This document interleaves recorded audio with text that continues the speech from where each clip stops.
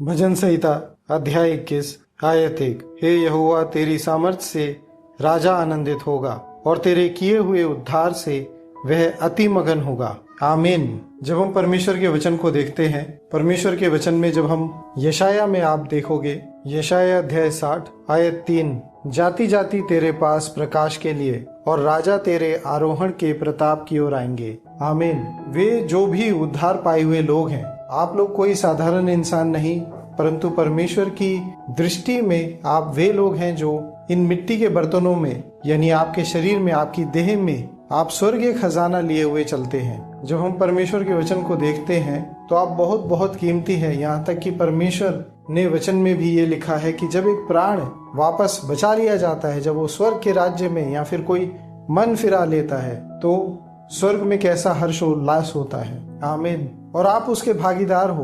पहले आपके लिए यह हर्षोल्लास हुआ और अब आपके द्वारा परमेश्वर कार्य करते हैं और वो दूसरों के जीवनों के द्वारा फिर से वही हर्षोल्लास को ले आते हैं स्वर्ग में। तो आप बहुत बहुत कीमती लोग हो। आप जो कुछ भी करते हैं, आप छोटे से छोटा कार्य भी अगर आप करते हैं परमेश्वर के वचन के लिए, परमेश्वर के सुसमाचार को फैलाने के लिए, तो परमेश्वर की आंखों में ये बहुत बहुत कीमती बात है। क्योंकि एक मन बदलने में काफी बातें शामिल होती हैं। जब आप अपने उद्धार को भी पीछे मुड़ करके देखेंगे, आपके जीवन में कई ऐसी बातें हुई जिनके द्वारा कदम दर कदम आप परमेश्वर के पास आते चले गए। आपका मन परमेश्वर के वचन में वापस आता चला गया और एक दिन आया जब आपने मन से परमेश्वर के प्रेम को चखा, परमेश्वर के उद्धार को आपने मन से पाया।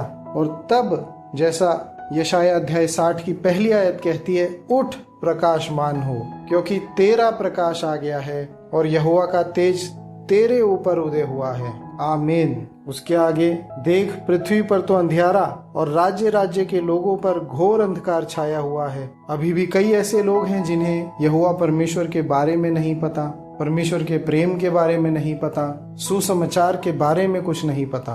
परंतु तेरे ऊपर यहोवा उदय होगा और उसका तेज तुझ पर प्रकट होगा। आमीन। तो यहाँ पर हम साफ साफ देख सकते हैं कि आप एक मामूली साधारण ऐसे नहीं, परंतु बहुत बहुत आप कीमती लोग हो। आप खुद अपने जीवनों में आप देखते चले जाते हैं, छोटी छोटी चीजें, कई बार आप योजनाएं बनाते हैं, आप सोचते हैं कि आपके लिए ये भला है, और आप जब उस कार्य में आगे बढ़ते हैं तो कई बार पवित्र आत्मा खुद आपके मन में आपको आगे अगुवाई करता है, या फिर परमेश्वर के वचन के द्वारा आपको ये पता चल पाता है कि ये मार्ग बिल्कुल आपने ठीक चुना, और अगर ये मार्ग चुनना है तो उसका बेस, उसकी नींव क्या रहनी चाहिए। तो परमेश्वर का वचन कहता है, जिसने मिट्टी पर, रेत पर अपना नींव रखता है तो वो घर कभी भी रह नहीं सकता, वो टिक नहीं सकता। परंतु जिस घर की नींव चट्टान है, परमेश्वर का वचन है, उसे कोई भी ढा नहीं सकता, वो सदैव रहेगा।